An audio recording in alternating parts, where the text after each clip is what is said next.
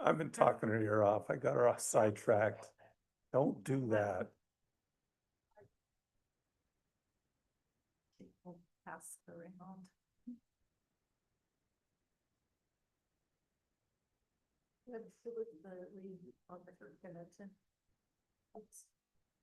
She'll pass around the sign up sheet. Normally we have a sign up when everybody walks in, but we missed setting that out. So we'll have to pass around a sign up sheet.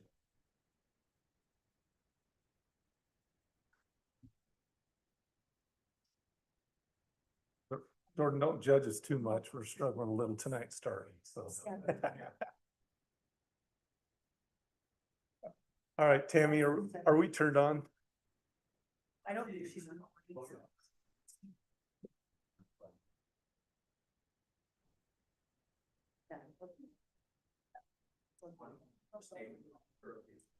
Name and address, yeah. Okay. All right. Okay, well. We are now at 6:02, Thursday, October 2nd.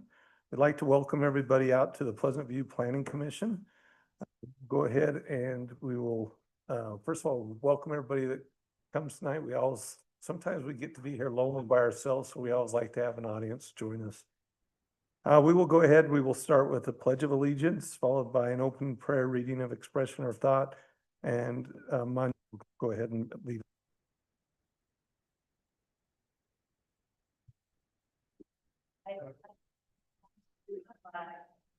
United States of America, and to the republic for which it stands, one nation, under God, indivisible, with liberty and justice for all.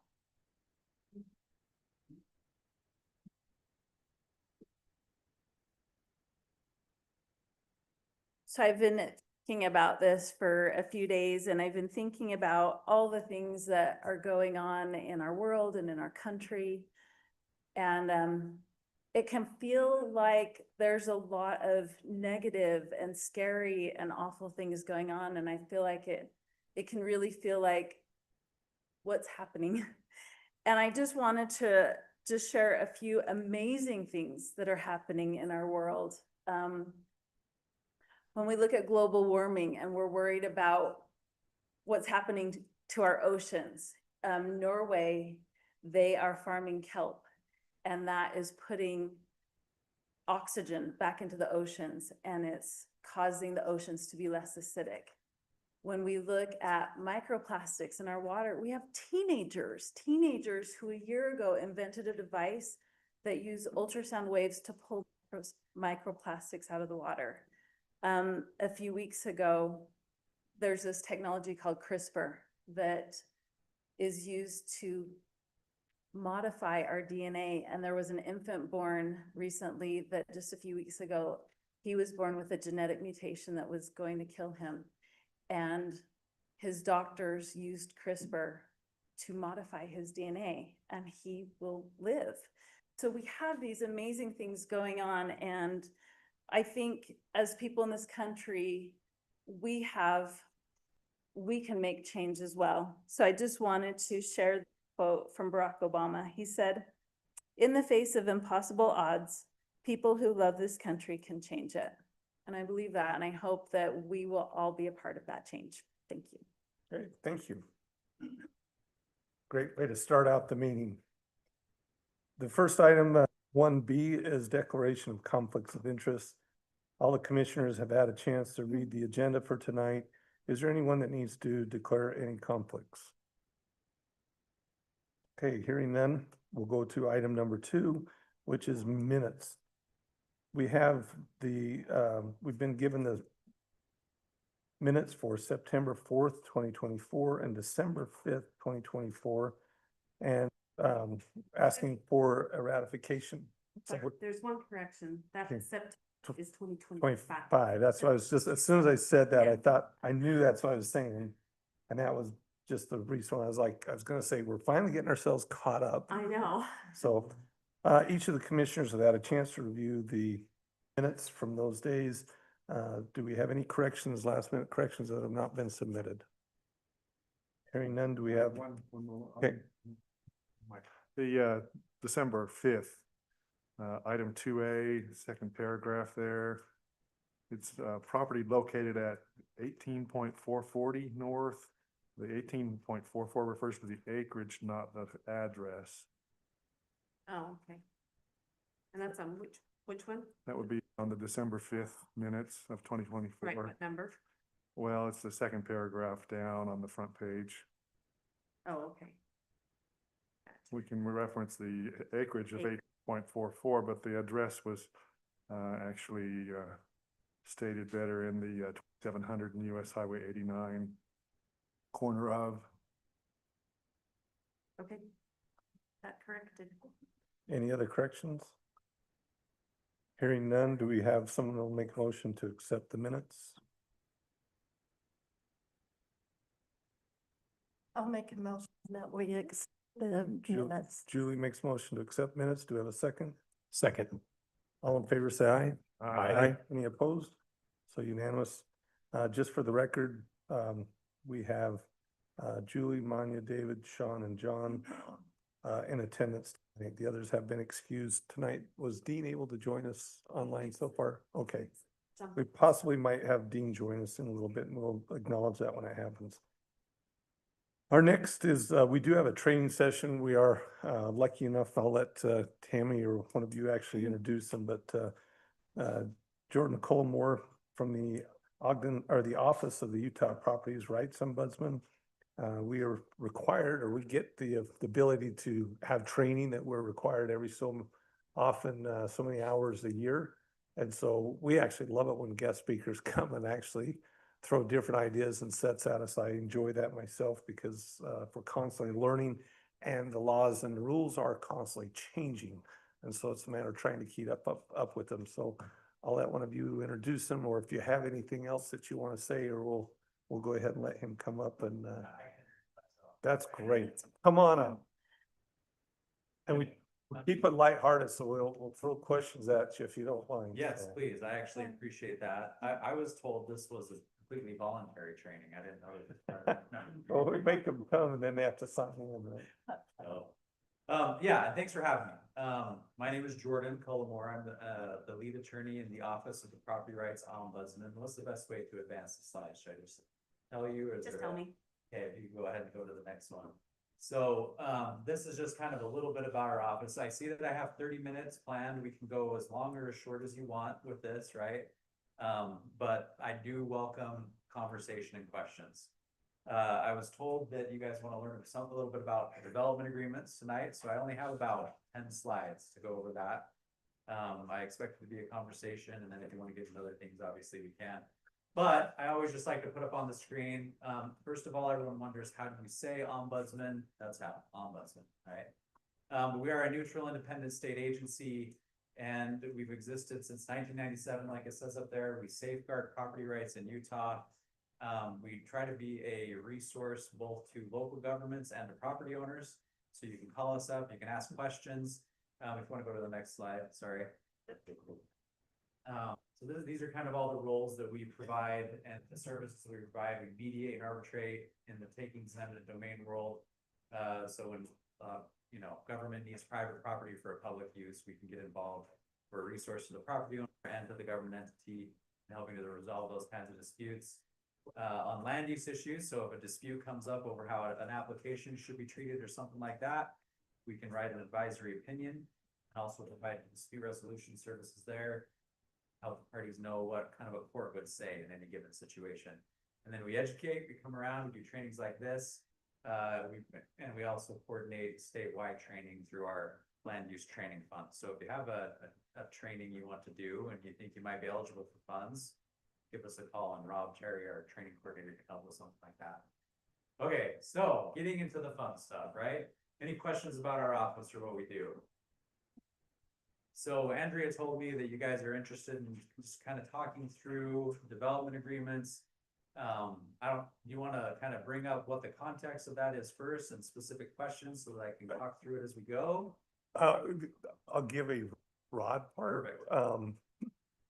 We know that we have them. We've not used them very much in this city, to Okay. my knowledge. So this body has not had to deal with them very much. And not too long ago, we had, you know, some requests for zoning changes and different things came before us, made recommendations, thought the developer was going one way. Next thing we know, there's development agreements taking place and kind of changed the direction of how that entire project went. Okay. Had we known, this body may not have recommended what we did, and it didn't even come back to us. All of a sudden, it was this different direction, Okay. which is, you know, city council's prerogative, staff's prerogative. So our question is, how do we fit into development agreements? I mean, Okay. when does it need to come back? When should, you know, should we ask for certain things up front, not knowing there's a development agreement? When should they take place? When can they take place? What comes back to us after a development agreement? When it comes back to us, how much, I don't want to say how much do we stick to it, but we stick to it, but do we have any latitude to ask for anything within it or outside of it? Does that, These are all that's really very good general, questions. but Yeah. but I think this group's kind of going, where do we fit, or how do we've never done it, we want to be prepared for the future. Okay, okay, we'll try to incorporate that as we go along. Did Any I- other thoughts? What else? That's that- a good summary. Okay, perfect. So do you have a lot of active development agreements right now in town that you're executing and pursuing with developments, to your knowledge? There are several and. Several? And more coming, like, Okay. well, being proposed. Are they mostly in like residential development, commercial development, mixed use? Is there a trend? Both. Okay, all of it up, okay. Very good, okay, well, yeah, so generally speaking, right, we'll just start with a very simple beginning, right? What is a development agreement? It's a contract, okay? And it's a contract between the city and a developer, so part of one thing to understand here is that, yeah, I mean, kind of treat them as contracting parties, right? And so who has the authority to contract in the city? Typically, it's your city council, right?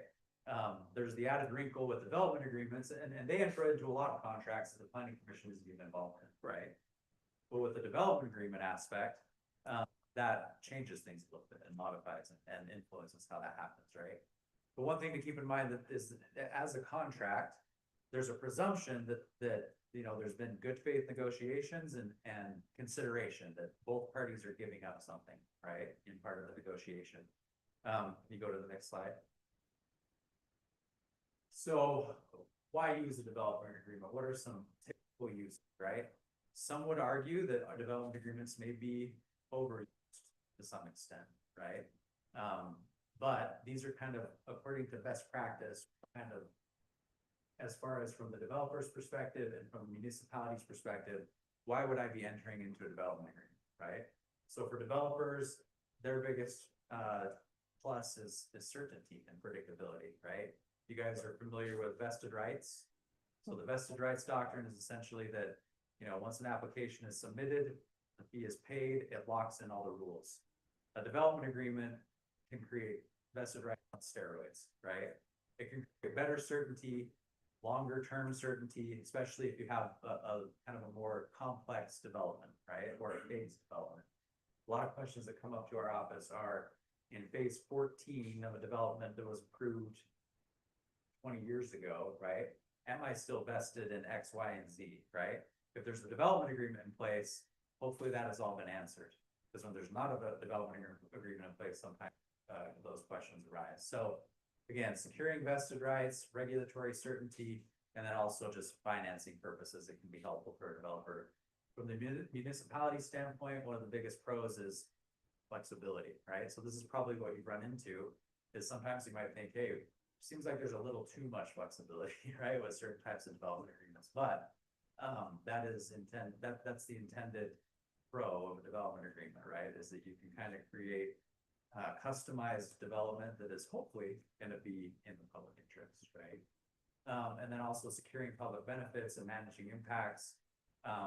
In a lot of cases, if certain, you know, allowances are given to a developer, then cities can ask for certain types of improvements that they otherwise couldn't require through an exaction, right? Because most of the time you can only require a developer to pay their fair share, right? Or build what they need to serve their development. If you grant them additional benefits, right, then you can negotiate with the developer to say, hey, you know, we need these certain system improvements, or we'd like to kind of beef up the amenities in this community, right? Through development agreement, you have flexibility to do that kind of stuff. Sorry, I remember the question back there. So those are kind of the pros and cons, the beneficial uses of development agreements. Go to the next one.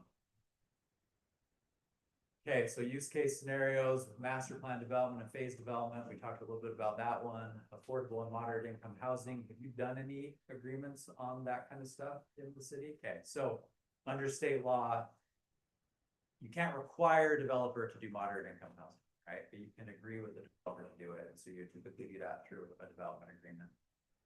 Again, complex infrastructure needs, you have, you know, someone who's pioneering a trunk line or something like that, and it's gonna benefit more than just them. Sometimes those are cases where it makes a lot of sense to do a development agreement, right?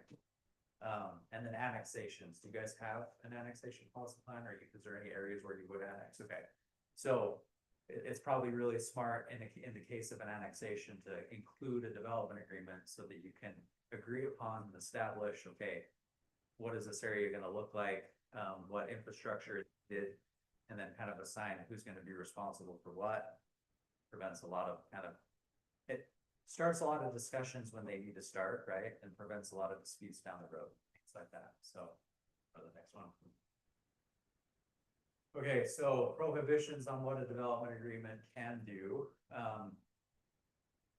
So since, okay, so in short, you can read that, right? But it cannot limit the future authority of the city council.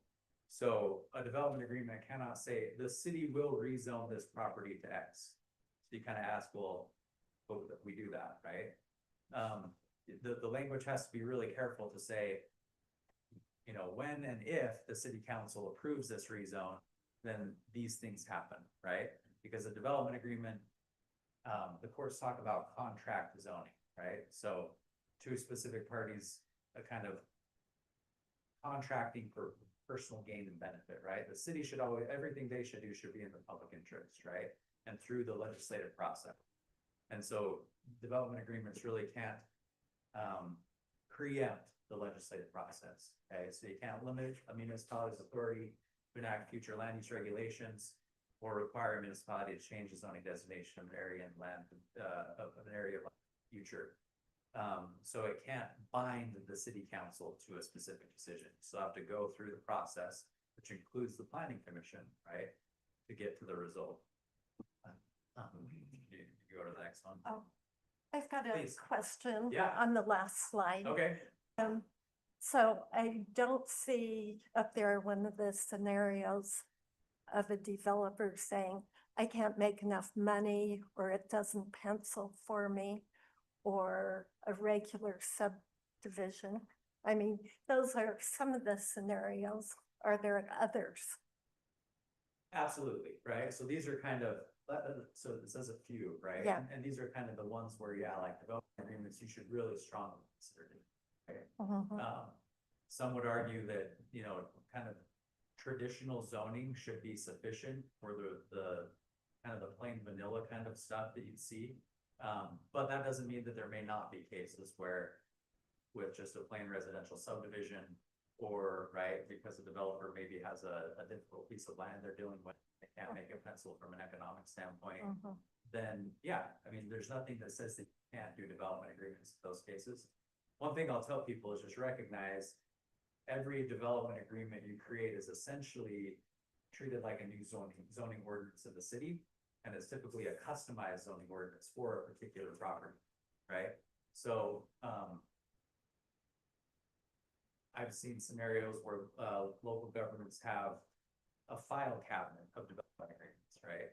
And you have to go consult, and it's easier, you know, with computers and stuff like that, but Oh.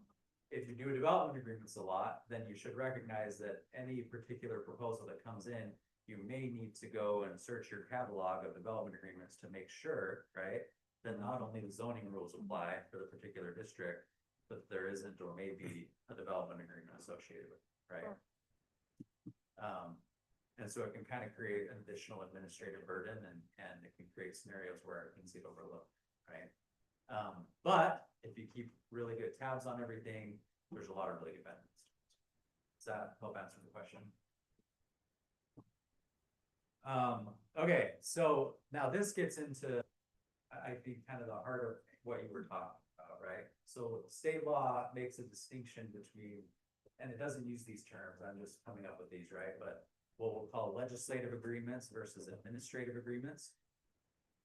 So with a legislative agreement,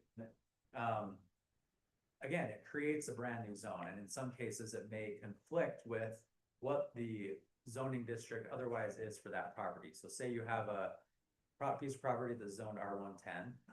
I don't know if you have that zone, but that's kind of a typical one, or R120. We have RE15, RE20. Is that RE is for? RE15 is 15,000 square foot lots. Okay. Yeah, it's RE20 just- is 20,000 Okay, what is the E stand for? residential estate. Estate.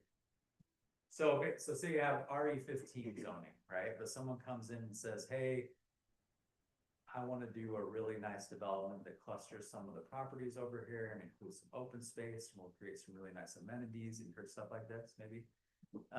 If you guys decide, hey, it's in the public interest to do that, right? Maybe you wanna rezone that property, right? Or create a new zoning district with kind of just categorical, standardized, requirements and standards for everything. That's one possibility, right? Or you can say, hey, we don't want to, allow that across the city necessarily, but in this case, and based upon the issues that the developers brought up, it kind of makes sense, right? So you can do a development agreement, right? And it's an individualized, particularized district for that property. But because it is changing the rules, right? It's a legislative agreement. So how do you treat legislative agreements? You treat legislative agreements the same way you would treat a land use regulation, right? So a proposed new zoning ordinance, as far as the process you give it for passage, right? So kind of reading between the lines, it sounds like you've maybe had cases where a development agreement has come to the planning commission in a certain form. No, it's just passed by the planning commission. Okay. Well, you don't have to give me specifics. No, there was they tried to change, come to us, here's the zoning change we would like to do, and we're like, we recommend it. But we were understanding certain roads would come through and it was an arterial road. In the meantime, there's a development agreement that was worked on with staff and or city council. I see. Went before the city council passed, and everything that the planning commission had to do with it was just null and void. Okay. Because it just bypassed us, and that's why we're wondering, where do we Yeah. fit in this? So without addressing that specific scenario, and these rules were kind of implemented. And that's why I'm not trying to get into the Right, weeds of that, right. we're trying to understand, where do we fit in this? Because Okay, we didn't even know that was taking place, all of a sudden it's done. got it. And admittedly, the legislature put this clarification into law just a few years ago because these issues were kind of coming up, right? And there was a lot of uncertainty about who is what's role, what is whose role, right? In a particular case related to a development agreement. And the courts kind of weighed in, right? And then the legislature weighed in. So as of now, and as things currently stand, if a city wants to enter into a development agreement on a land use issue, right, that governs land use regulations and decisions, then they need to follow the same process in the Land Use Development and Management Act, the state law regarding development, that a land use regulation would follow. So what does that mean, right? You have to provide certain types of notice. The proposal needs to come to the planning commission for their consideration. The proposal of the development agreement, The agreement and what it says inside of it, right? And then they make a recommendation, right? Just like you would with a land use regulation or a zone change. So you make a recommendation, and then that goes up to the city council. The city council considers your recommendation. They do their thing, right? They legislate and they listen to the people and blah, blah, blah, right? so a development, just so I can stop and Please, yeah. understand. A development agreement could be worked on through the staff, through the council, whoever, they come up with a development agreement. Absolutely. Then it should come before us, we look at it and make a recommendation to the city council, which they can accept the recommendation or, Yeah, at some point, right? I So mean, that's- ultimately, they're the ones to sign the contract. Correct. So that's what state law says, is that at some point, and the plan, I mean, it can be a very iterative process, right? The development. agreements. Right. And so it can, staff can be involved, the city council, it can go back and forth and all around, right? Right. But at some point in that process, the planning commission does need to look at it. And the planning commission needs to make a recommendation on it. So you bring up the question of how much does it have to change, right? What you considered before it circle back to the planning commission. There's no, to my knowledge, there's no specific categorical rule on that, right? And so But if we never saw you do have to see it at some point, right? Yeah. Yes, well, so before let's it was say, signed, correct, yeah, Okay. so let's say that you consider some version of the, do you have a question? My only comment was, Yes. if something's been signed without going through the process, does that make it null and void? I don't know that we've had that question specifically come before. a court, Well, to be no, honest. you, And that's a good question. I'd have to kind of research that and look into that one. Typically, if 30 days have passed after the signing, then there might just be no remedy at that point, right? That's how I'd say it would currently operate under the law as it stands now, right? But admittedly, the law is young enough that we don't really have a court that's addressed that issue, right? You mentioned we need to go through the legislative process, the same as the zoning change would be. Right. So notice, public hearing, all of this. Right, yep, so yeah, planning commission would need to have a public hearing, right, on the development agreement. They need to make a recommendation up to the city council. Now, the city council could potentially take your recommendation and they could modify it, if they could modify it that's their problem. significantly incomplete, right?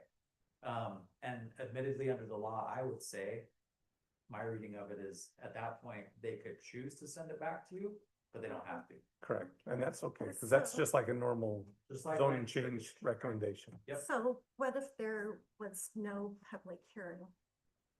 Then they need to have a public hearing. Now again, What if it's after 30 days? so at that point, they probably, well, my best answer there is consult your attorney, admittedly, right? You need to consult your attorney to kind of decide and get an opinion from your city attorney. Yeah, and we don't need to dive into Right. that part. No. Just as a reminder, we don't, that's why I don't want to get into the specifics too much, because Yeah, this is more educating us, because it sounds like we have more potentially in the works, and we just want to see where this body absolutely. fits, because it's new to us, and that's why we appreciate the education. And I'm for sure. definitely getting educated. And yeah, so, and like I say, 5-6 years ago, this specific process wasn't really clear. Correct. Right? Now it is, right? And it's largely because of these questions that have come, right? So I think people have all acted in good faith and trying to figure out the best way to do things. But now state has stepped in and said, okay, here's the processes you need to follow, right? So if they're changing the rules applicable to the land under the current law, and in other words, they're making legislative decisions about use or height or density, different things like that, right? Then, yeah, they need to have the notice, planning commission with a public hearing, recommendation, and then city council consideration, right? But there are situations where they don't have to do that, right? There are certain types of development agreements that just the staff can work on, right? Or just the city council, right? And those we call them administrative agreements. So essentially, they're the type of agreements that are simply implementing existing regulations. So maybe you want more certainty on a phased development, and you want to kind of work out, okay, all of this is already required by our local ordinance, and this proposal is permitted by the, right? But we want to get some certainty about phasing and when certain amenities are going to go in, when certain infrastructure is going to be constructed, who's going to be responsible for what. You can work all that out through a development agreement, and those agreements, since they're not legislating, they're not creating any new rules. It doesn't have to go through that the legislative And process. that's where it goes through Yep, staff. it could just with be the staff that RTP. works on it, or Mm. whoever, the city council and the mayor kind of deems should be doing. it, Yep. right? That makes sense. So again, formalizing phasing, details precise timing, those are administrative agreements, and you don't have to go through that legislative process for it. Okay, any other questions about that? No, that's good. Okay, so if we want to go to the next one. Okay, when can you require a development agreement? There are certain cases, in most cases, cities can't tell a developer you must enter into a development. Right? But there are certain cases where you may, and those are kind of in those legislative contexts, right? So if the legislative body says, hey, we're willing to enter into an agreement that changes rules, but we want a development agreement that accompanies it, they can say, yeah, we gotta do an agreement. That doesn't mean they can force certain provisions of the contract on the property owner, right? Things still needs to be negotiated, there needs to be consideration, right? Both parties need to be giving something up. And it needs to still follow all the same rules and requirements of a valid contract. But the city can say, you know what, we're not going to approve this unless, right, we also do a development agreement with them. And they may not do a development agreement in those administrative contexts that we talked about, right? So if they bring a proposal to you and it complies in every regard with the local ordinance, and they just need approval, right? You can't say, oh, we also want to do a development. You can ask, right? You can say, hey, we think a development agreement would be useful and we want to negotiate one with you. And they can voluntarily opt into that process, but you can't require them to. Okay.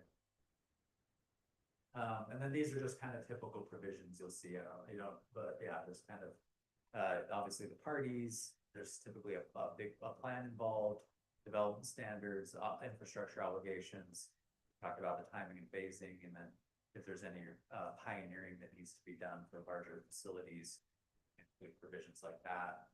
I think that is the last dedicated slide I have on development. You can put up that's just a fun slide. So that's all I had about development agreements. Hopefully that's helpful. Any questions or other? What am I thoughts or missing? comments? I think that's great. I would love a copy of the slides. I was just thinking the same Yeah. thing.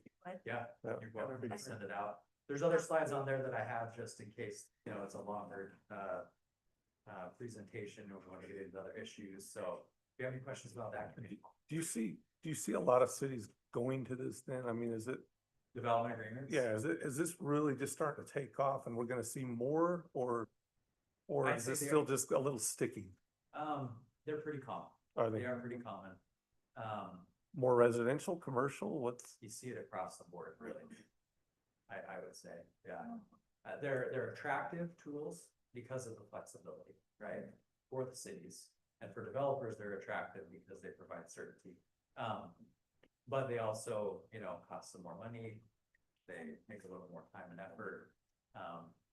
Good ones need to have bad ones, right?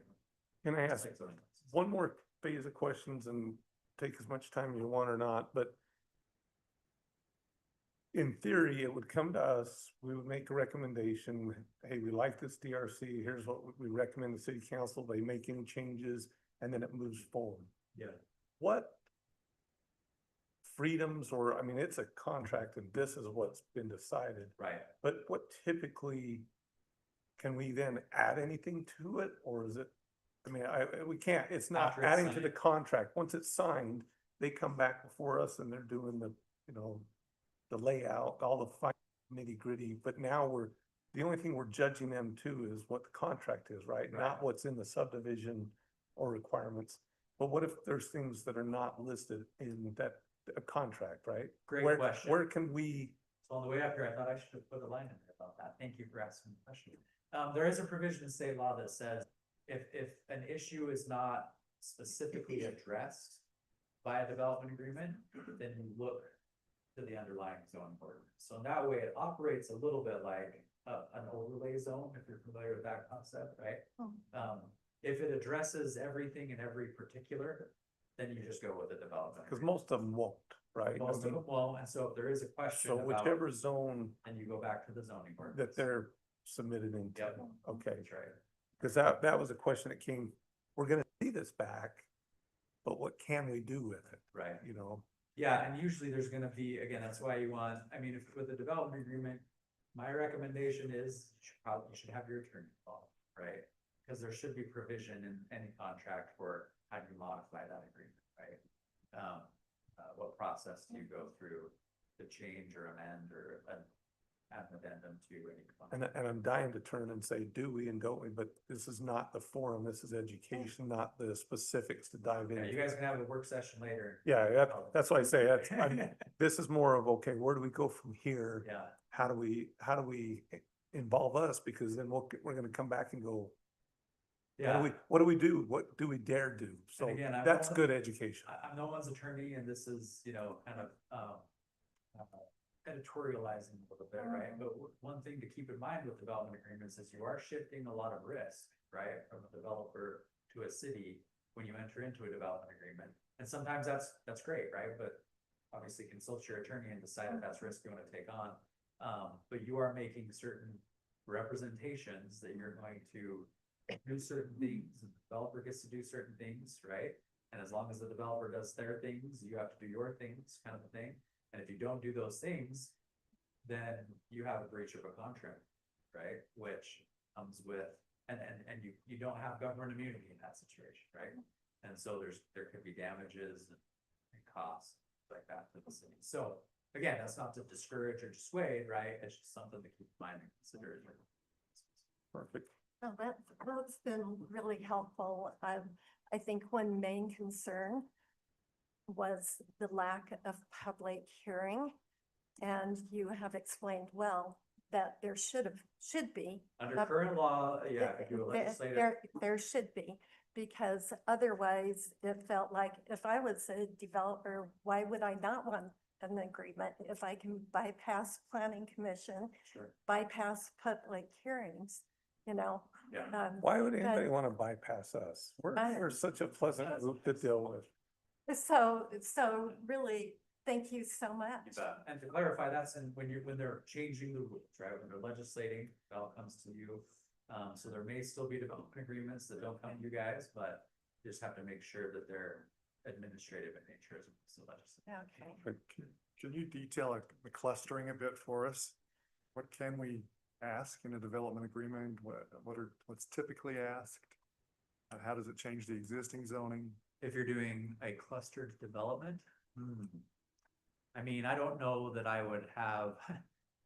Does anyone have any thoughts about that? I mean, I don't know that I could intelligently speak to that question, to be honest. It's the best way I can answer it. I don't know what would be typical, right? But, looking to other examples in communities where it's been done well is a really common practice, right? And as far as what you can do, I mean, whatever the parties are willing to agree to and that the city council is willing to pass and approve, right? So that was really helpful, but Loosely. Asking for like a definition of. Well, I'm just wondering, we have, our 5-acre lots or 2-acre lots, and then you get down to RE20 and things, it's just, I can't quite visualize how it would be stated, but I mean, I think most of us would like to see the housing clustered, but how do you actually state that in a development agreement? I see what you're saying. Oh. Yeah, I mean, typically you kind of take the area, as I understand it, right? And you say, okay, under traditional zoning principles, under the zoning ordinance, this is how many lots you could get, right? So they'd have to bring forward a plan showing for 2-acre lots or 5-acre lots or 1,500 square foot lots, right? And they show like, generally, this is how many lots we could get. So if you could get, 20 lots in that area, then if you were doing a cluster development, you would take those 20 units and you would, reconfigure them in a way that they're on smaller lots and over here, and then the rest would be open space, right? So you still have the same number of units, it's just done in kind of a more flexible way, arguably with more amenities or open space for the community and stuff like that. Can you clarify that that's public open space versus private open space? Yeah, 'cause you can negotiate what the ownership of that space is, whether it's public park, whether it's, private common area in an HOA, right? You can detail all that kind of stuff pretty well. So can dedicated open space in a clustered subdivision belong just to one person? Or does it belong to the city, or does it belong to everybody in that subdivision? Yeah, so there's no standardized categorical rule for that. That is something you could That you Work out. negotiate Correct. and you put in the agreement. Yes, there's So- nothing in state law that I'm aware of that would, The golf course is an example of clustered, okay, yeah, because you have very packed, high density, and then all the golf course around it, and that's how they got around being able to do that. is the golf course owned by the city or is it a private golf course? Private. Private. So that, in that case, right, like the open space is. Any other questions? Jordan, can I just ask you to weigh in on something? So I just started in this city in March. Welcome and congratulations. Thank you. And the development agreement that they're generally referencing, was kind of in the process when I came on. The zoning was already done. And since I've started, I attended some training that the league put on. And they're suggesting that you should run the development agreement with the rezone rather than rezoning the property and then doing a development agreement, which is how it was done in this case. Okay, Can you just weigh in on that? I like that. I think that's the best practice is to run currently, because then you're considering all the things that, right? I mean, in some cases, you don't have to do a rezone development, right? But if you are gonna do it, I think best practice is probably run them together so that you consider the whole package, right? And that's where the hang up from this group getting Oh. caught off guard was we were asked for a rezone. We were presented with one thing, made a recommendation, and then it all got changed. And there was a development agreement, and this body never saw that. And I think had we known some of what was going on, I don't know, but the votes may have been different with the recommendation or not. Yeah. Because we never saw it, and we never saw it come back through either. So I guess that's why we're going after the education. How do we handle it in the future? Yeah, and I will always qualify these, right, with, I will defer to your legal counsel, right? Yep, Since I yep. don't have a stake in that. for Yep, sure. So, That is good. Great, thank you. I do appreciate you driving up here yes.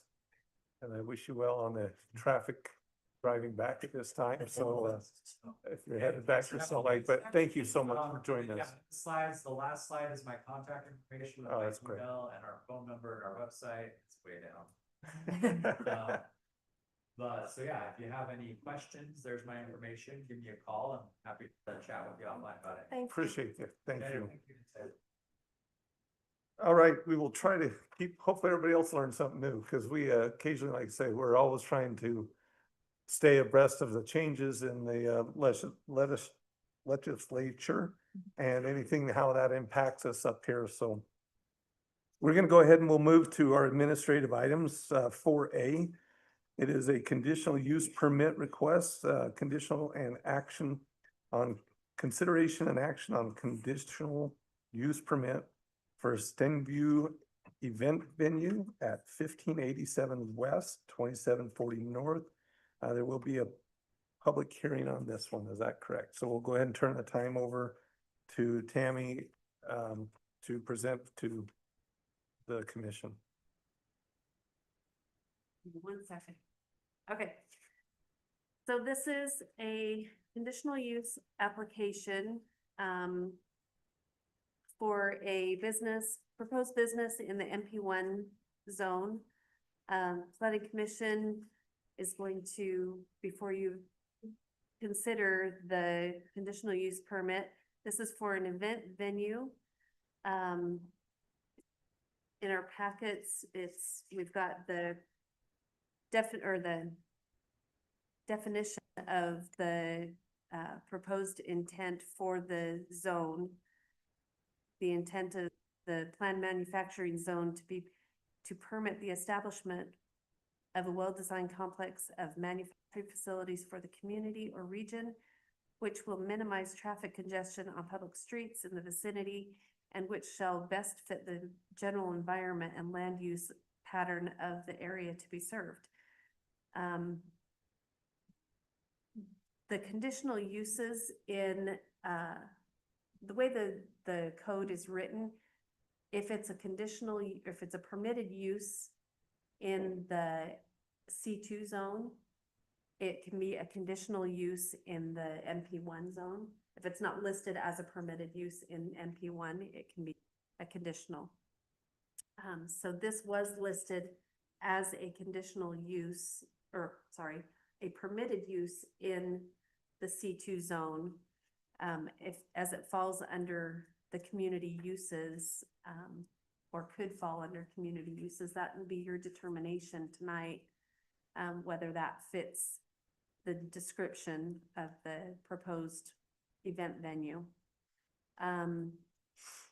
The proposed use won't require any changes to the currently approved site plan of the building. With regard to the exterior of the building, landscaping, utilities, there's no changes in the parking lot that will be made. From looking at the parking requirements, the parking is sufficient for the proposed use.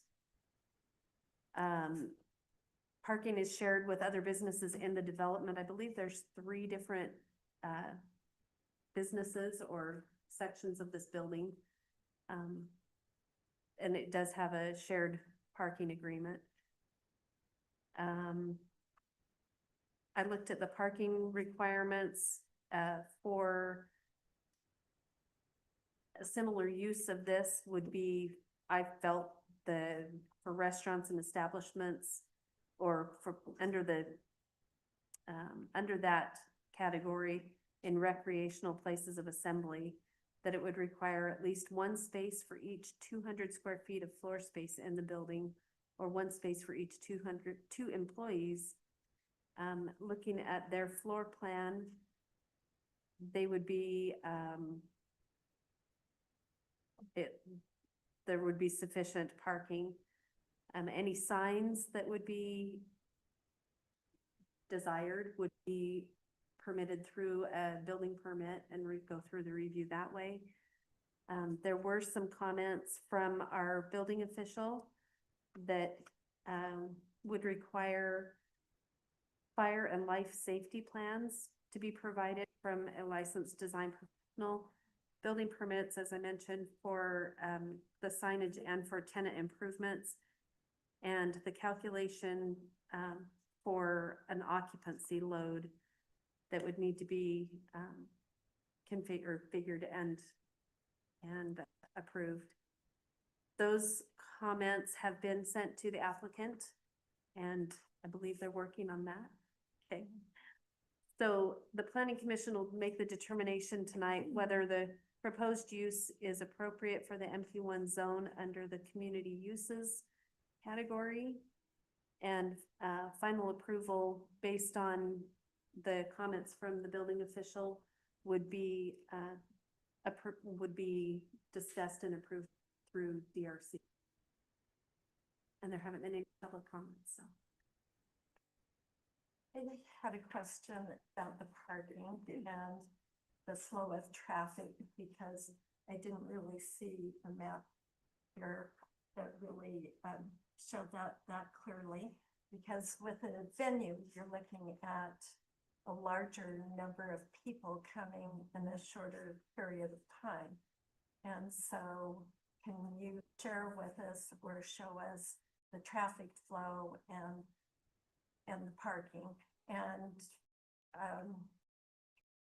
also wondering, like, what is the limit on the number of people in this venue? Usually there is a number limit, you know, Right. for fire safety. And that's one of the things that Tyler, our building official, has requested, is to have an occupancy number provided. Yeah, because if you're looking at 150 people in a 2-hour period, is the parking still sufficient? Right, and that, like I said, that's where we're asking for that to be provided, so we know what the occupancy. Can you show the traffic flow? These were plans from the original site plan. I don't have anything specific to the traffic flow. There's looks like two driveway entrances to the complex. Here and up here at the top. So there's some roll-up doors on the back side of the building I don't know if those will be utilized or not. And then all this parking here, the venue would be in this top section. And so. There's parking or driveway coming in here and here. Pretty good flow. There wasn't any concerns when it was brought up in our DRC group from engineering or anything. So is that parking all along the side there then as well? I Along can here. s- Yeah. Yeah. Yeah. Yeah, Oh, there's okay, parking okay. along I just here. saw the parking at the And then top. parking Okay. at- And on this. Okay. Any other questions for staff? What's the square footage of the event area that we're looking at? Trying to remember. The warehouse is 9666, Just total, wondering. total's 11,536. So it'd be the whole 10, give or take 10,000 square foot. Mhm. Yeah, I apologize. I thought I had that. It's on there. It's on the map, at the top of the map. Yeah. Okay, no other questions for staff? The petitioner, please come state your. I wonder which one's gonna come. Just the one you're. I know that. Janine Stein. And Stein View, hopefully. Questions for the petitioner? We'll just go through our procedure to make sure we have, does anybody have any questions? Will most of these be after hours during Yes. daytimes, nighttime? I mean, that's what I was asking the question because there's a lot of parking from the other businesses. It's an agreement, parking agreement. Most of them will probably be gone by the time these groups come. So, There's a lot of street parking as well. So do you have any idea, like, numbers of people? Usually we're probably gonna try to stick around 100. Oh, okay. Kind of see and it's extravagant, out of control, so around 100 people. big is what we parties. wanna stick to. great. Any other questions for the petitioner? Just wondering, are you gonna redo the interior? It's kind of warehousey. Yes. Present. Like, I feel like now the style is going towards that. I Mm. suppose. Very, very much. Yeah, it is, so there'll be some decor, obviously, to make it more that style. So That's like kind of a the- more modern Yeah. decor. But there won't be any major changes or anything, maybe just the decor. Perfect, thank you. Could I tell you that your letter that somebody wrote, which one of you wrote the My letter? daughter wrote that. Okay, can I tell you what a great letter? And I wish everybody would, Yeah. would Thought give it us that. I mean, it really was helpful in understanding. I'm trying to think it out there. Yeah, thank you. Thank you. Tammy, this being an administrative item, does this still require a public hearing? You have it written down as that, but I didn't know if we still needed to. For conditional use. Okay, conditional we do. Okay, thank you. Okay, someone like to make a motion, we move to a public hearing. I'll make a motion that we move to a public hearing. Manya's motion, do we have a second? I'll second. Second by John, all in favor, say aye. Aye. Okay, we're now in a public hearing. Do we have anybody from the vast audience tonight that would love to come and discuss the proposal that's before us? Anybody from the audience that would like to address us?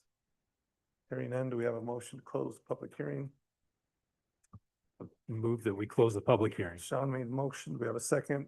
I'll second. Mine is second. All in favor, say aye. Aye. Okay, public hearing is now closed. Do we have any chance for us to have a discussion? Are there any comments? I will first just jump into my brother had a reception for his daughter. It was out in South Ogden or down in Yeah. the basin. That's probably a lot of Sounds people a know. lot like this. It's very identical to what they're doing. It's kept very generic, very clean. Sometimes the venue can offer the decorations or they bring their own decorations. They had big movie screens, they had a sound system. It was wonderful. we actually had a pre-dinner or a little luncheon, and then we had the reception there. So I think this is, in my opinion, a great opportunity for something like this in our city. So our city's missing some of this opportunity, so. Other thoughts, questions, motion? Well, I will make a motion that we approve a conditional use permit for the business located in Fan Manufacturing Zone MP1. And that we also sure that we've got the comments from the city building official as follows. The fire and life safety plans, number 1. Number 2, the building permit with the improvements, and 3, the calculation on the occupant load as recommended. We have a motion to approve the consideration of a conditional use permit with the recommendations by staff be addressed before moving forward. Do we have a second? I'll second. We have a second by David. Any discussion on the motion? All in favor, say aye. Aye. Any opposed? It is unanimous. We'll go ahead. Thank you very much. See how easy, all you had to do is sit through a half hour training on what we can do or not. Yeah, that's good. No, we appreciate you coming tonight. We look forward to seeing what you guys do down there. Yeah, That'll be great. good luck with it.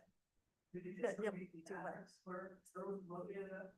The, 1587 west, 2740 north. back behind the quick, Rulon White. quick quack drive car wash back in that direction. Yeah, it's in the So manufacturing it's kind of right on the bend there, right? back there. I'm Commissioner Ross, all that is not bad.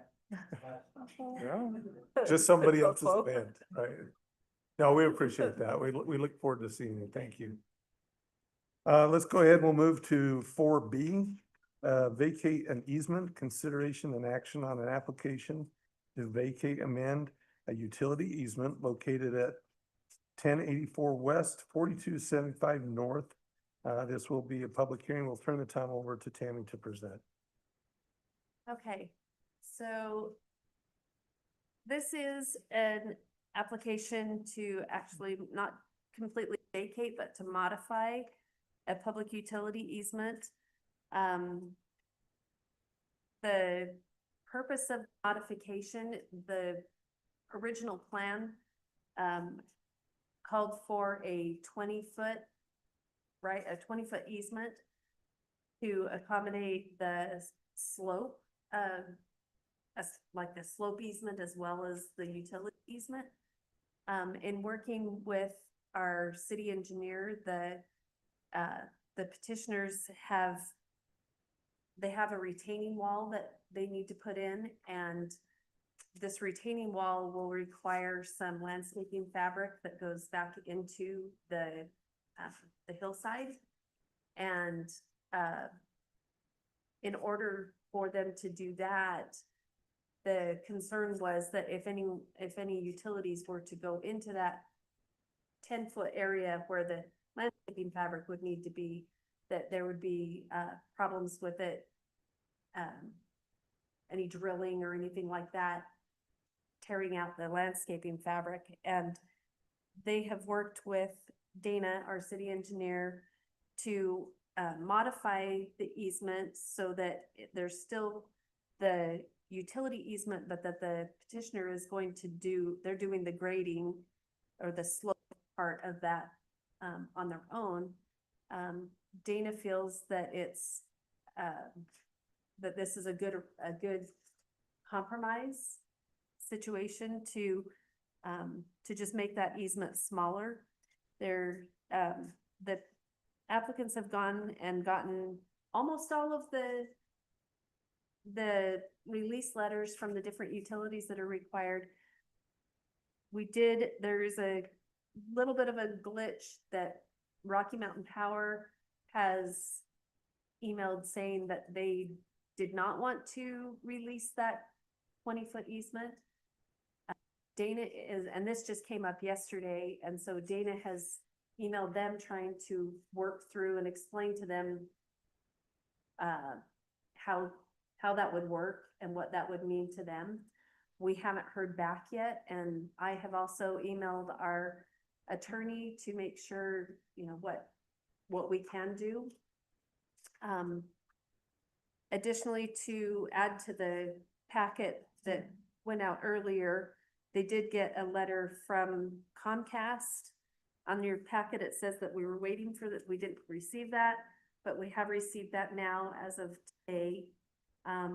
That they are okay with granting the modification. CenturyLink and Optic Loop, the applicants reached out to them. They have provided information showing when they've contacted the different utilities and have not received a response. At this point, the Planning Commission, considering what we're waiting for with Rocky Mountain Power and the other utilities,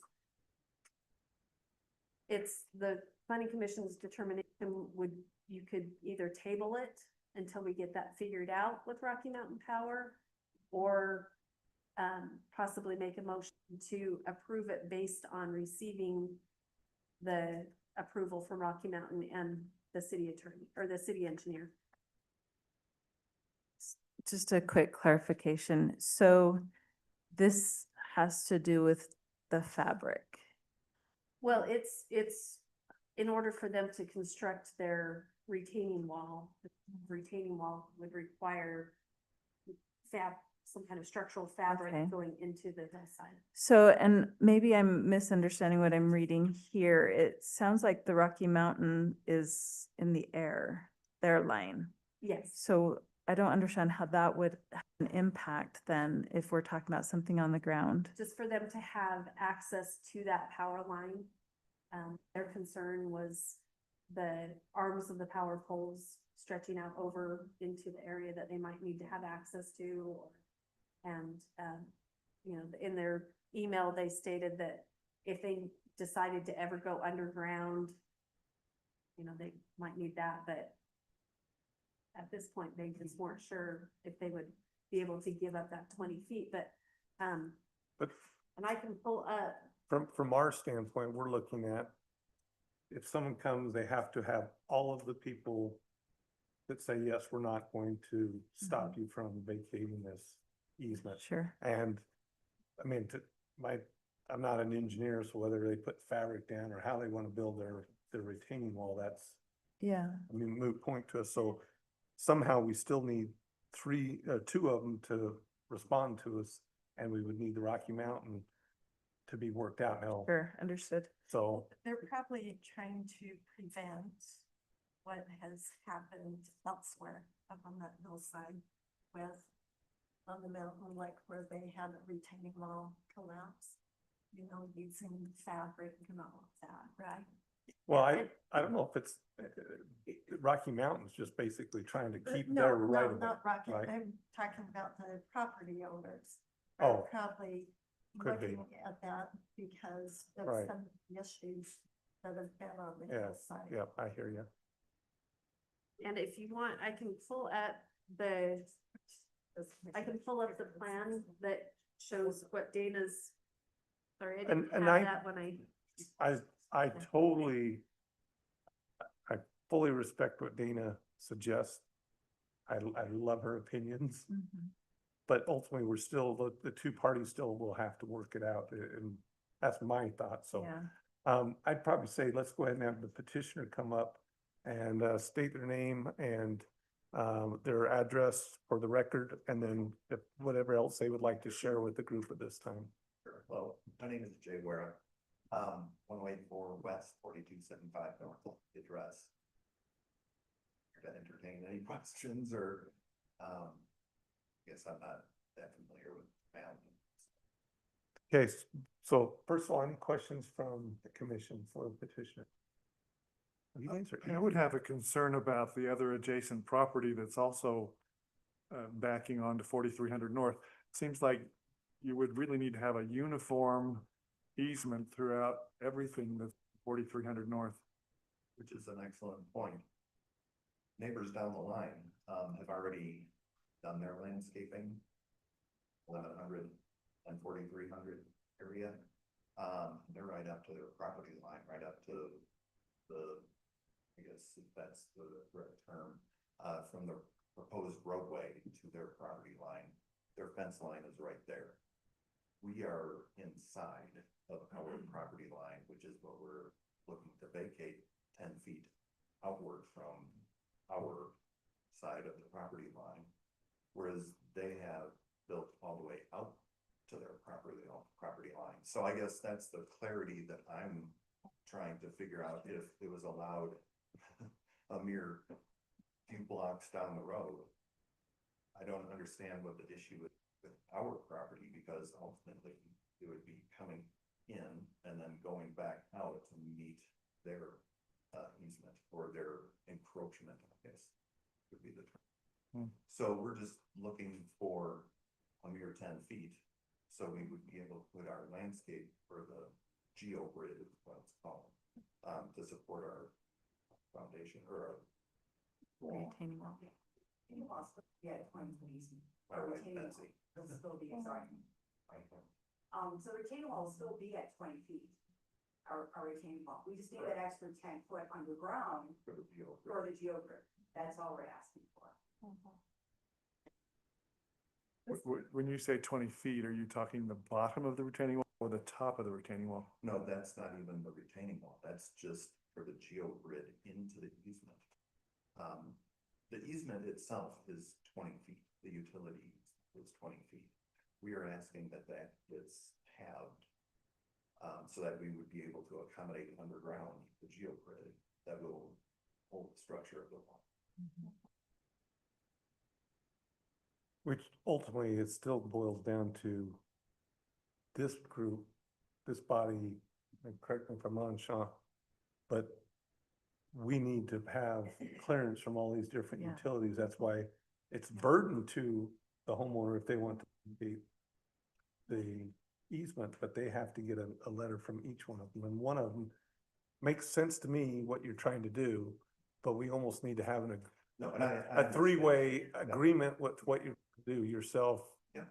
The utility company and the city engineer. Sounds like she's very open to, here is a suggestion. It's just we need to tie all the parties Yeah, together. and I fully understand. I guess my confusion is what has been done down the line. Well, Where, short of me going and having a research done, I really can't answer. I can't answer that because I don't know what's been approved or not Well, approved no. or just done. And it's possible that people can landscape. It just means that you're at risk of hell if your landscape dug up in your fence or anything else. Understood. So it doesn't necessarily mean that they had approval Mhm. to do that. They just might maybe said, we're taking our chances.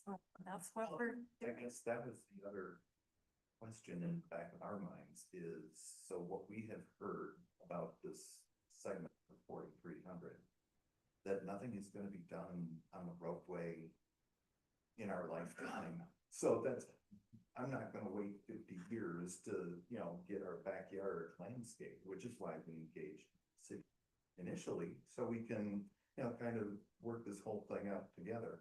So, this is where it's at, but, we would like to have a backyard at some point.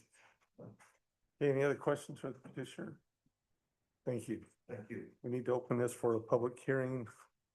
Is this another public hearing based on the east? Okay. Do we have a motion to open as a public hearing? Make a motion that we open for a public hearing. We have a motion. Do we have a second? I'll second. We have a second. All in favor, say aye. Aye. Do we have anybody from the audience that would like to address this easement change that's being proposed for us tonight? Anybody from the audience? Do we have a motion to close the public hearing? I'll make a motion that we close the public hearing. Vaughn just made a motion. We have a second. Second by Sean. All in favor, say aye. Aye. Public hearing is now closed. Now open for discussion. I heard some questions or thoughts over here. I was just not recalling overhead power lines there, but obviously they're, they stated, just kind of. I'm very sympathetic with where they're at. It's a hard position, and if they can get an agreement or something to be worked out with the power company, I would have no problem with it, but We don't have but what we don't need. have that. Yeah, And I, So, go I- ahead. And I understand that, and we had a little conversation beforehand talking about this, but I'm okay making a motion to approve this subject to them subject to, getting these. We could table it, but that means they have to come back to us. Whereas if we know exactly what they need to get, and as long as they get it, they move forward, I'm okay making that motion, yeah, but. I think That that sounds great. a good option. I initially, after I read the, Dana's and the Rocky Mountain, my first thought was table it because I didn't want to deny it Yeah. and make the petitioner start all over and then come back afterwards again. My first thought was table it, give you a chance to go get that finished and come back, but after even staff made a recommendation, let's keep this moving forward. I like that. I like that consideration, and especially if we make specific requirements, we approve, given the following, because it sounds like we Yeah, have it- two more that have to be, give their approval, and the Rocky Mountain with our engineers have to come up with an agreement, so. Needs to be subject to those approvals. Any other thoughts, Could questions? be made too, with the advisement that they may have to remove the retaining wall Mhm. if someone comes back in and needs the 10 foot. No, that's not what we're, if they can come up with the agreement for the 10-foot easement, that's what we're being asked for. Well, right, but it's still an easement and they would No, still have it'll only be access to 10 that feet. area. Yeah, that's why they're changing it from 20 feet to 10 feet. But within those 10 feet. Well, within the 10 feet, that's why the easement stays, so they can go and dig The that up. retaining wall would not be in the In the easement 10. if it was, Yeah, if it was It's modified. at 20 feet Okay. anyway. Yeah, I don't. So, So it's just hey, like do we have anybody that'd like to make a motion? Oh. I have it right there. Happy to do it.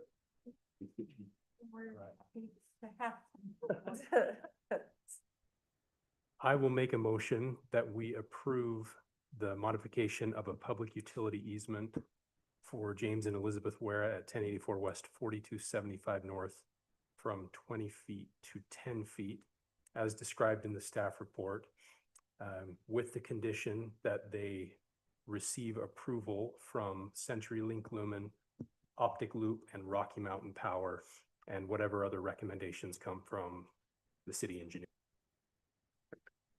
We have a motion from Sean on the table. Do we have a second? We have a second by John. Any discussion on the motion? All in favor, say aye. Aye. Any opposed?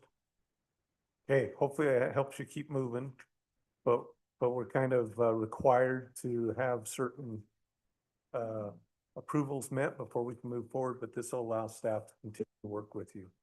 So good luck. Thank you. Good luck.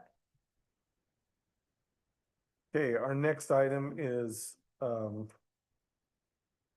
a subdivision plot amendment, consideration and action on a subdivision plot amendment located at 3076 North, 25 West.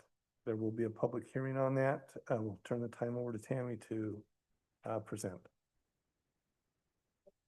Back to the right page here. Okay, so this is a plat amendment for property on Pleasant View Drive and 325 West. And this has come before us previously as a site plan, for site plan approval for the development of some lots to build residential homes on. The site plan was approved the end of 2024. Then the property owner decided that she wanted to move the the property lines and just redraw all of the property lines. And so that's why it's coming back to us tonight. The newly drawn plans they meet the requirements. We've met with the petitioner and their contractor and, we've asked for some things to be changed. We've kind of gone back and forth a little bit and, as it is now, the plan, meets the requirements for the RE20 zone. So they are just looking at getting approval to amend this subdivision plat. The 2 lots, or well, 3 lots, one of them lot number 1 has an existing home on it. And that is at 44,732 square feet. Lot number 2 is right at 20,000 square feet, and lot number 3 is 20,290 or 269. They have gone through and corrected any of the comments that the engineer and staff have made to the plat. I just received a new plat yesterday that shows all the corrections have been made that were requested, so pull that up if you want. Sorry, I have them on my computer and then realized it my computer is.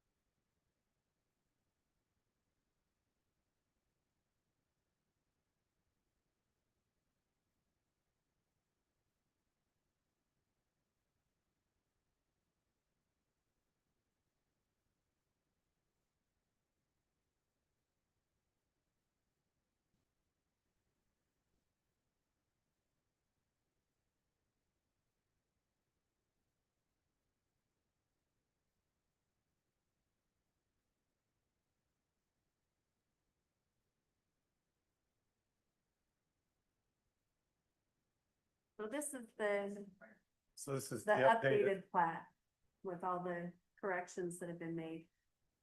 Oh, You have this is what they want to do now. Oh, Yeah. okay, I was, Okay, so the solid lines are the new property boundaries. okay. So there's only the one now on Pleasant View Drive, and the other one's going to be up Right. on 325 West. Yeah, I don't Is there a reason for that little piece of frontage on Pleasant View Right Drive? here. give it enough frontage. One of the iterations was to take the property line from the corner and go diagonally. Uh-huh. But in our code, it calls for property lines to be as perpendicular to the frontage as they can be. So they worked with us and made that little jog there so that it had straight Been a property few lines on the changes of street. this over the years. So some of the property lines are a little funky, but Okay. Well, the larger piece, the nearly an acre, is that gonna front on 3100 North or on Pleasant View Drive? this with the existing house. No. It's already there. Oh, so where, Yeah, it's already there. where does it front on? It will front on 31. 3100. Kind of an interesting piece there. I mean, I guess you could use it for a trailer or something like that, the other wraparound. No, you The can't put a what? trailer. Yeah, I'm curious what they'll end up doing with that straggle piece down at the You can't lower right. develop because there's not enough frontage. You Are can't, you talking about, yeah, I'm here? just curious. That'll be an interesting, there's a creek. Yeah, that's where all the apparently trees and the it's creek. Pretty wet, so they want to just keep that natural. Okay, any other questions? If not, we entertain the petitioner to come up, state your name and the address for the record, please. Caleb Stover, I'm a contractor, Stacy's out of town, but 1296 West, 1100 North, Far West, is my address. Okay, anything that you'd like to shed light on what with our discussion to help us out with tonight? The biggest reason it just changed, because you can see the dotted lines there where the old property lines were, and she just, didn't want more in her backyard there, and just kind of change it. When I saw the property line, she's like, oh, that's really close, they've got a fence up, I want more room, so that's why we kind of adjusted things around to try and make it working with that corner, and it made it a little difficult to get the footages and the angles and everything else we've been working through. Yeah, it's changed a few times over the years, so, but that's great. If it can get her what she's looking for, that's a compromise. Any other questions for the petitioner? Thank you. We need to open for a public hearing. We have a motion. I'll make a motion that we open for a public hearing. We have a motion and a second. I'll second. Second by Dave. All in favor, say aye. Aye. We're now open a public hearing. Do we have anybody that would like to address the audience or address the commission tonight from the audience? No one to address? We have a motion to close the public hearing. I'll move that we close the public hearing. Dave's made a motion. Do we have a second? Second by John. All in favor, say aye. Aye. Aye. We are now closed public hearing. We'll go ahead and open for discussion. I appreciated the staff comment.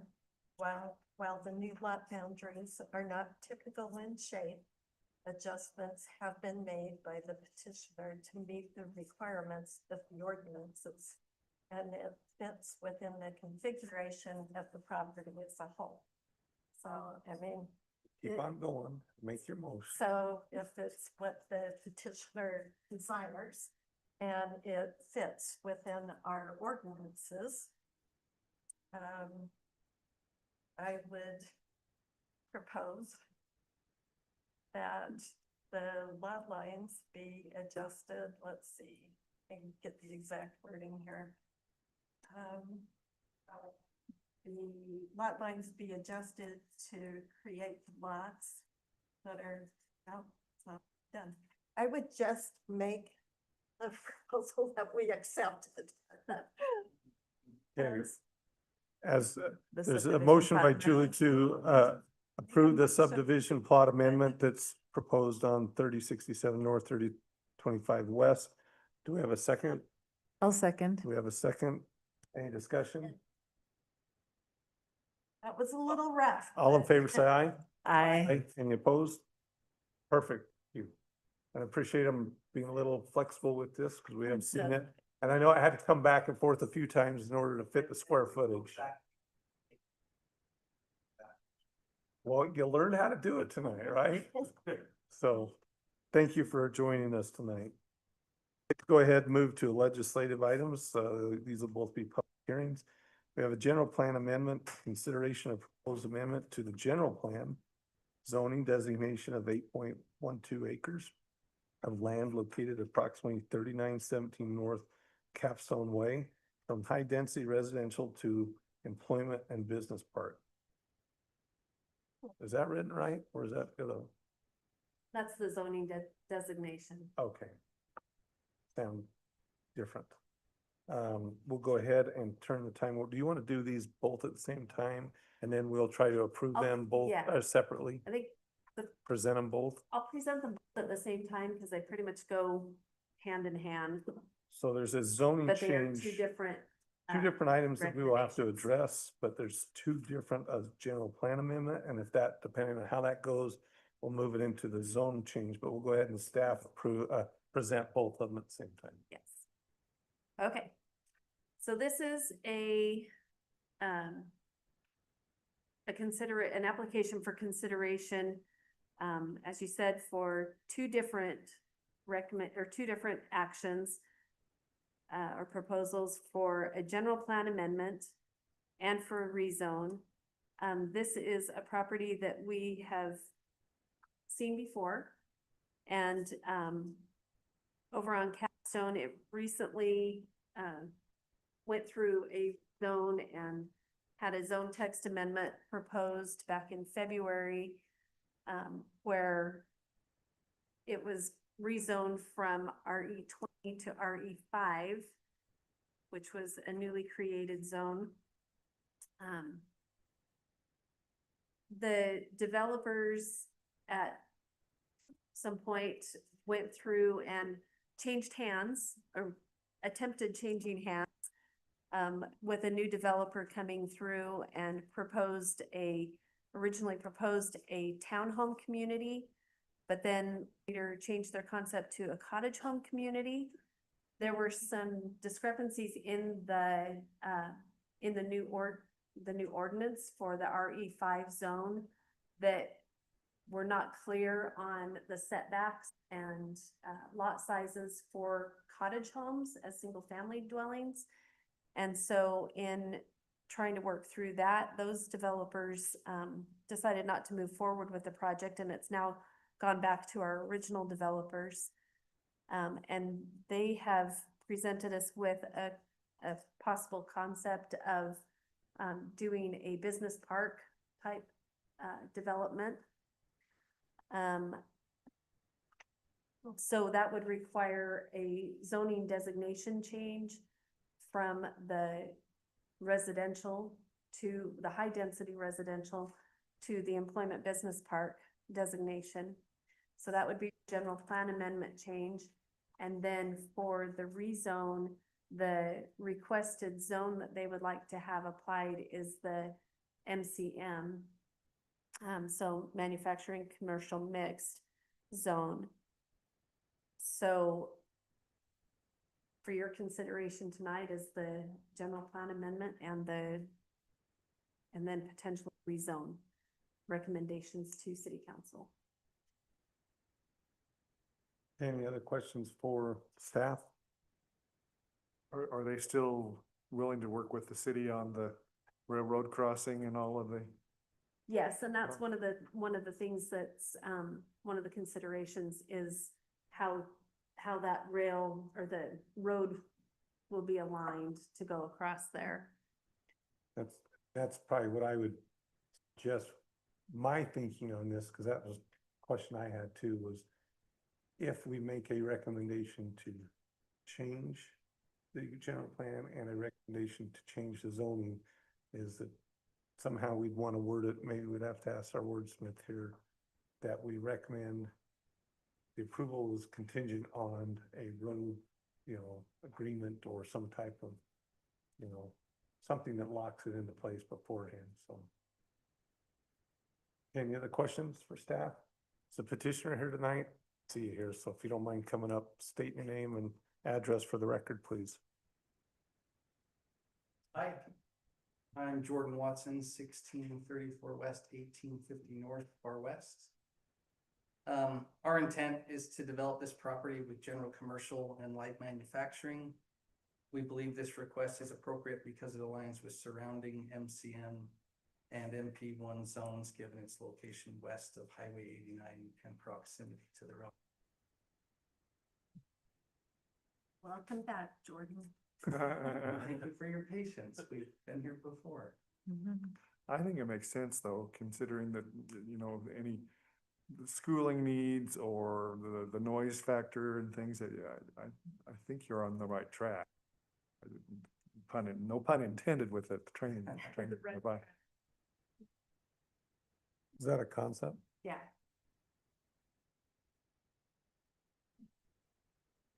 I do like the potential with what you're designing, what you're coming with, so I like the idea. Any other questions for the petitioner? You probably already have people interested in that site, or are you just doing spec buildings and then hope to fill them? We do, Not so, that it makes a difference. no, so this is what our company actually specializes in, it's this type of flex space. We have another project just like this going up in Far West right now, across from Cal Ranch, some of you have seen. Oh, yeah.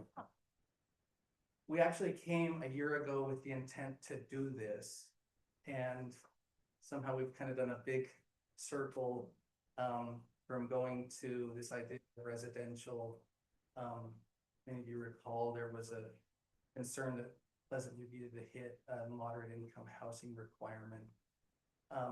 But we did hear good feedback from planning and city council that they didn't really feel like this was meant for a residential site. That said, it did get approved for RE5, but we would like to move forward with a commercial use that we feel is more consistent with that area and will be more successful in that area. Okay, any other questions, Commissioner? Thank you. This is a public hearing, so don't have a whole lot left, but we have a motion to open the public hearing. I'll make a motion. that Julie's we made open for public A hearing. motion, do we have a second? I'll second. David and Manya, all in favor, say aye. Aye. Aye. Do we have anybody from the audience that would like to address this evening? Anybody in the audience that would like to comment on the proposal? If not, we'll take a motion to close the public hearing. Sean's made a motion. Yeah. Okay. Close the public- Do we have a second? I'll second. Second, David, all in favor, say aye. Aye. Public hearing's closed. Okay, open for discussion. I'm gonna jump in. My first thought is, personally, I like this thought. Even if they would have built houses there before, I don't see that they would have been considered in the, the low income to meet the threshold for the lower, so I didn't like that whole idea. I just don't see houses being put between freeway, a railroad track and another freeway, so I like industry. I like bringing industrial type of stuff over there. That's just my personal prerogative. I think that it should go very well. I think things are continuing to grow, so. Other comments? I think we really tried to work with the developers, more than one, in trying to have it come about. But the fact that it's reverted back to this, I don't have a problem with it. It seems very appropriate for that area. Agreed. Any other comments? Or anybody would like a motion either way to approve, deny, table? So one question in regards to the railroad track, is that a city thing or is that the railroad thing? I mean, who determines all of that? Pretty much the railroad determines, we have a certain window that they've given us saying that this is where the rail crossing could be. Okay. And so the thing that we've been trying to work with and Dana's been working on is getting the road alignment so that the curvature of the road is the right degree and all of that. And so that's where, we haven't quite determined where that rail crossing needs to be in order to get the curvature that has to go in there. So, yeah, the railroad has given us a window and we have to make it fit in that area. Just a point of information, we just put out an RFP for a railroad consultant that'll close on October 20th in order to go ahead and with the design of that road, so we could work with them on where that's gonna end up. Nice. Otherwise you have to build an elevator, it raises the cars over. And then- Shouldn't say that and they get in trouble. Okay. Okay, any other thoughts, questions? If not, we'll entertain a motion. We have to have two separate. This Yes, will be, it's the two first separate one's just the general plan amendment. And we're a recommendation to the city council.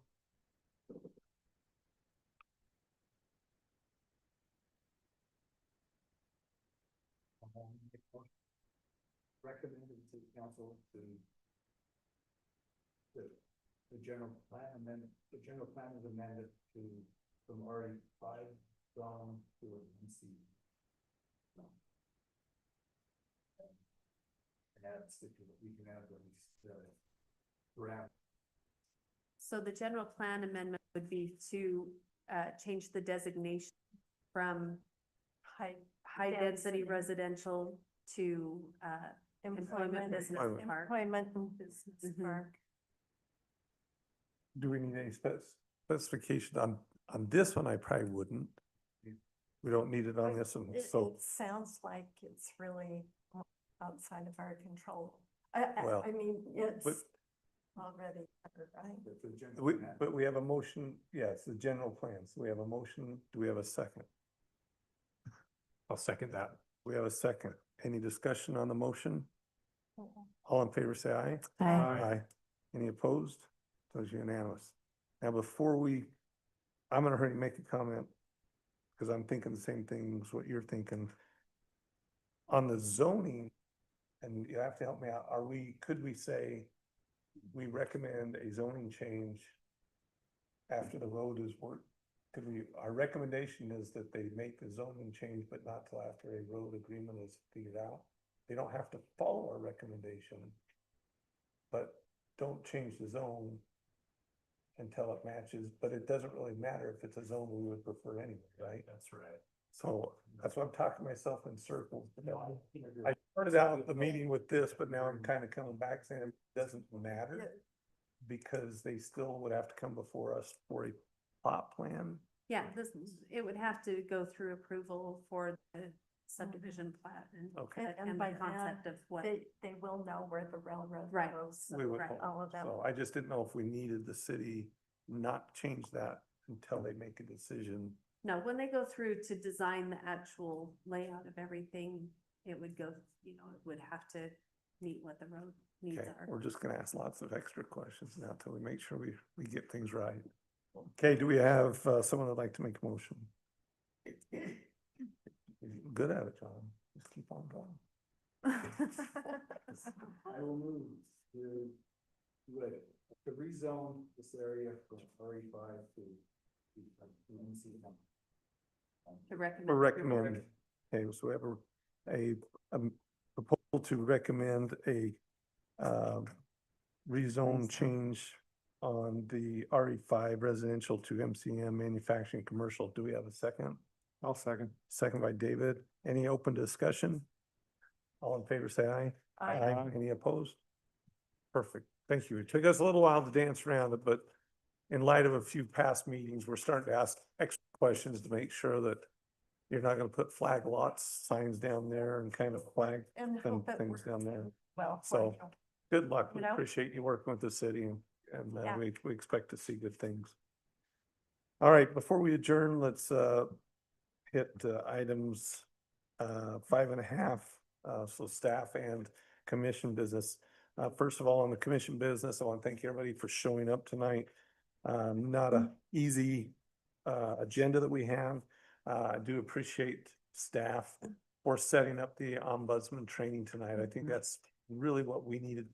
I think sounds like might see more of these coming across, and I think it helps us understand how we're gonna interact with the staff and questions and how we might be able to present things going forward in the future. And hopefully you guys can help guide us through some of that. Because we're trying to stay current, and these are new things for us, and I think it caught a few of us off guard, just not knowing where we fit into the process. So thank you for setting that up. I really do appreciate that.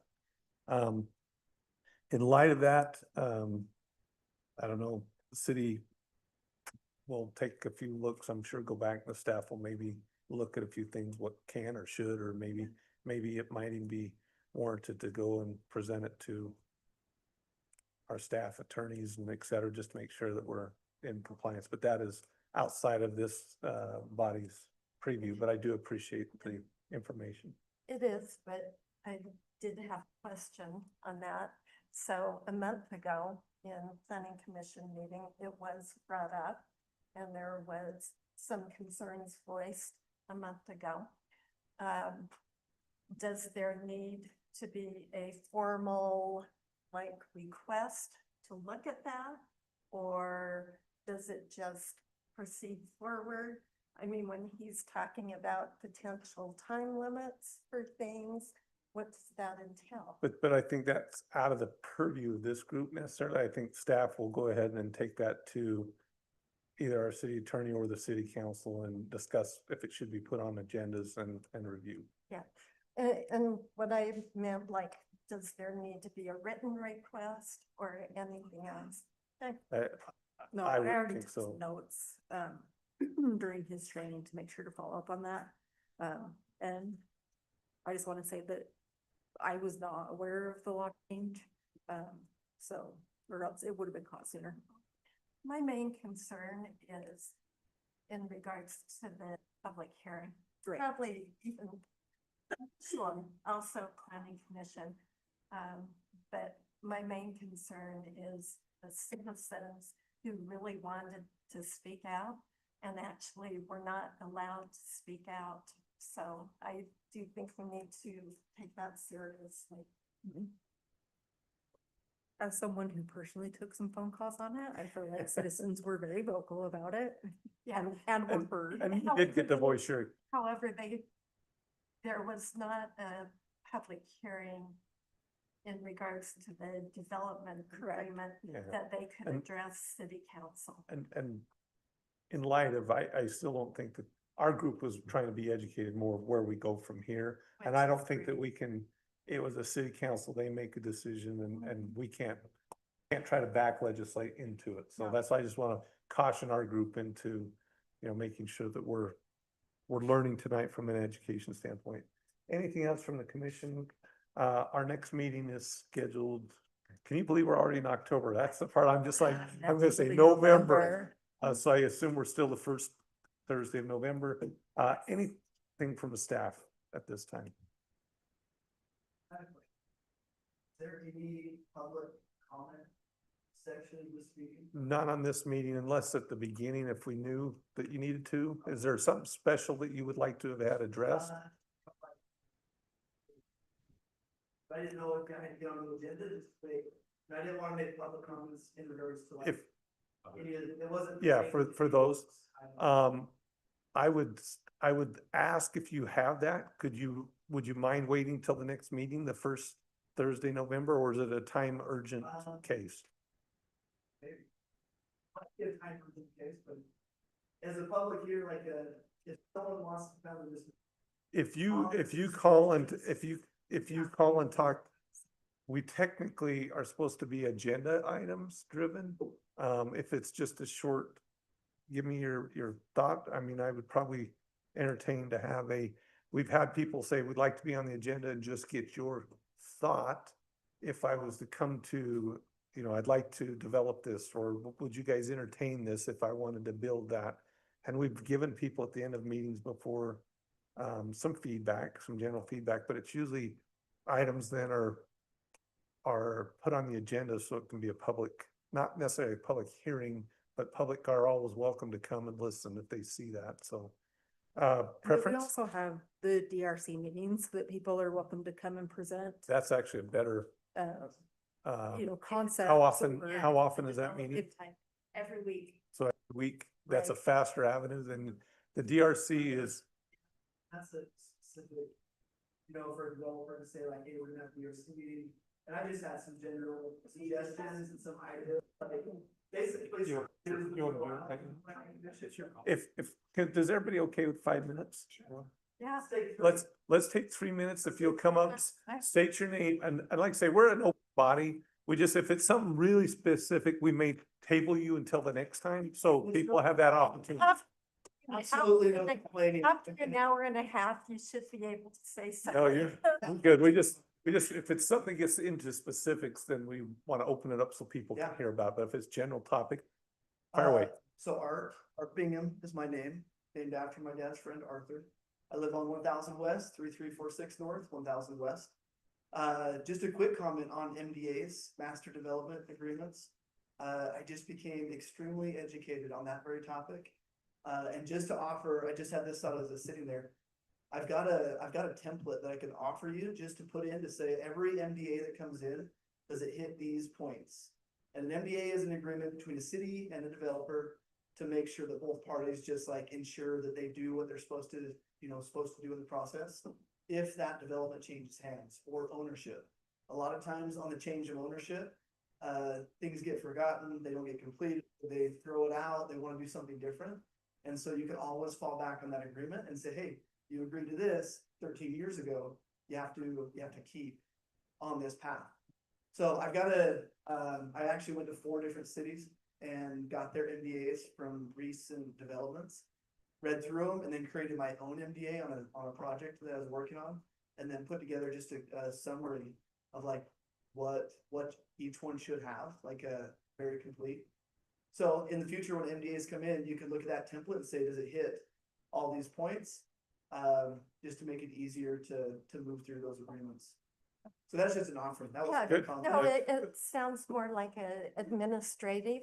Yeah, Yeah. I'd be happy to But- get it to. And we do have a Tammy. template. And Yeah. yeah, we do have templates. Yeah, that we I'm, use. I'm sure Yeah. you guys have it, because we won't be writing, we'll be reviewing, Yeah. right? So, but give them On a chance. my personal but- MDA that I did, it went to planning commission twice.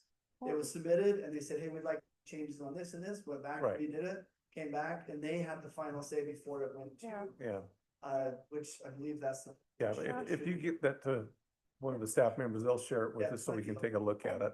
Yeah, they'll send the email on to us, and so we can all review it for our own knowledge. Okay. My first item was below the pickleball courts in Pleasant View. There's a retention area down there. I don't know what the future plan is for that. I would hope that they would leave that open or accessible to the citizens. I talked to Tyson about 8 years ago, before the pickleball courts were even like an item, to see if they would take down the fence and let people come in and just put on the top of it. And it didn't really go anywhere. This was probably 4 years ago that I talked to him about it. Back in the 80s, that was fenced. A city council member had it fenced to put their horses in there.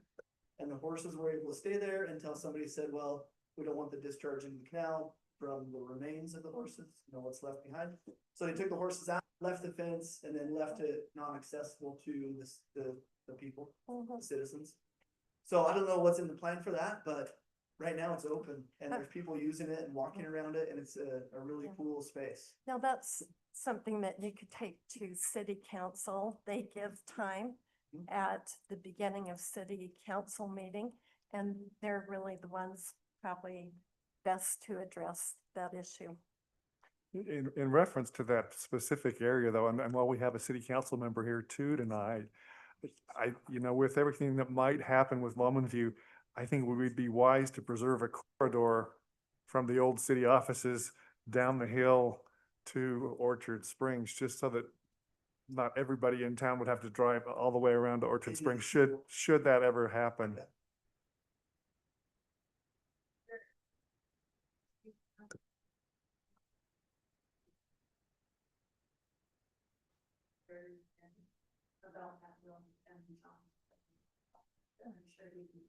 Yeah, Even if it were just a walking path, yeah, that was done when we allowed the school to go. No, it's a walking path that was set in Yeah. when they did the plot plan for it, so. And there's parents dropping their kids at the top just so they don't have to go down and get Yeah. to school. Yep. So, good plan. Mhm. A couple of my other ideas were just a theme for the city moving forward in development, developing a theme of like what we're developing towards, like what kind of building theme and architectural theme are we moving towards? As I see new development moving through the city, they look nice, all the developments look nice, but it is a scattered, array of kind of architectural design. We live right at the base of the school mountain, and we have like a mountain scene. I think it'd be cool to follow like somewhat like Park City or Huntsville, where they've each got themes of like how they're developing. So I would say that'd be something to consider. Oh, good. I like to hear that. Okay, Oh yeah, I'm almost done with my 5 minutes. Another thing to consider is a landscaping water plant conservation review committee. Any plans that come into the city, if you had a few people as a committee that could review those things, and you're specifically looking for plant, water, and landscaping conservation. Layton City right now, they have a committee of volunteers that they're going through their entire city, every public works piece of property. And they say, where can we eliminate water? Where can we turn it back into a natural space at zero to no cost? So anything we do that if we landscape it, we have to maintain it. If we can turn it back into a natural space and you're not mowing, spraying, weed controlling, pest controlling, it turns back or reverts into a natural space. And it reduces cost to the city. You're also looking, I talked to the city years ago about this, but in your development plans, looking at neighborhoods where you can reduce the road size and curb and gutter. Manaway City has an excellent plan for their water conservation. So they're narrowing up their roads. They do no curb and gutter. They put the water on the sides of the roads and retain it in place. And they're trying to lose not a single drop to Brigham City. So they're just changing their focus of like, how can we do this where we get the water back in the ground, the very best storage spot of all? And then keep the roads more narrow, which they found that the speeds lower down automatically if the roads are more narrow. And they didn't have to do a street sweeper, they're saving money if they ever have to go in. The city is responsible for maintaining curb and gutter and roads after the bond is expired. So if you can reduce all that cost, you're essentially reducing the overall cost of development. So just some different ideas that if you would, I don't know even how to go about that, of creating a committee to look at any plan coming in to say, how can this work with our water, our landscaping, and then our theme of like what the city is moving towards. I would appoint myself the president, which, just kidding, but getting some people that are concerned and love our city and figuring out a way that we can put more thought to that. So will you please keep an eye on our city website that's coming up before the general plan review? Okay, but the general plan review is coming up that we are by law supposed to do it, what, every 5 to 10 years-ish? I'm gonna, and that is actually how I got roped into here, because I got put on the transportation committee that worked on the general plan. So, we use a lot of citizens to come in, and they will take the parks, recreations, the development, each of the different areas, and we put the general plan together. And that's our guiding document for the future years. So like tonight, we made a general plan recommendation change, but those should be very far and few between because we're living by that document that the citizens help us do. Right. So you'd be perfect to come jump on a few of those committees. Sounds like Sarah's getting it started anyway, so you'll definitely, good ideas. Other than the xeriscaping, I have heartburn with that one because then all the puncture weeds go and people feel good because they put rocks in their sidewalk. And then I have to fix puncture weeds in my tires. Natural scape, very different. I know, we've had people that push for the xeriscape and then we end up with flat tires. Yeah. So, And lastly, I appreciate like all you guys spending time to make our city better and the time that goes into planning commission, like people don't see the time that goes into that behind the scenes, so much appreciated. but Julie made a great point. City council, some of them like the water retention, go up and do that, or the DRC group makes suggestions. City council starts every meeting with 5 minutes open.